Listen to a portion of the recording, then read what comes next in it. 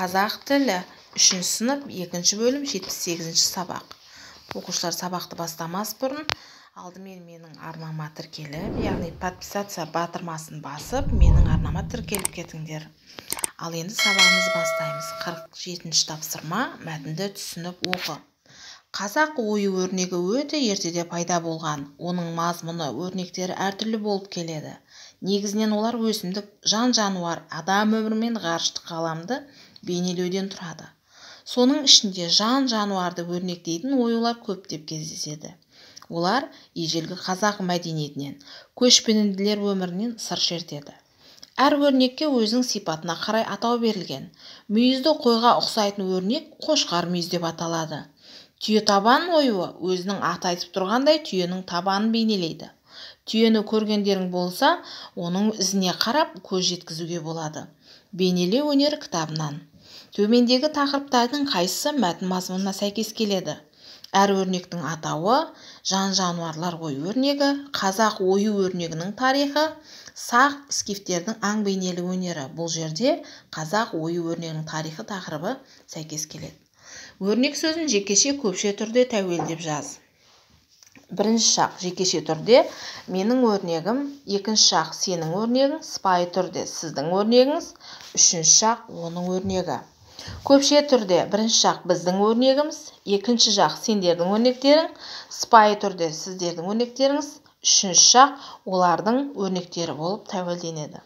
Ал олай болса, келесі орындалатын тапсырма 48 тапсырма. Жоғарыдағы мәтін бөліктерінің атауын толықтыр.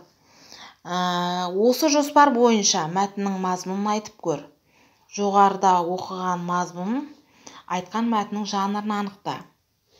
Бұл жерде қазақ ою өрнегінің түрлері, екінші әр өрнектің атауы, үшінші жан-жануарларды өрнектейтін оюлар. Жоғарыда оқыған мазмұнын айтқан мәтіннің жанрын анықта. Бұл ғылыми танымдық мәтінге жатады.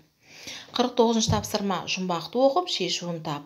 Тарағым бар, таранбаймын. Орағым бар, оралмаймын.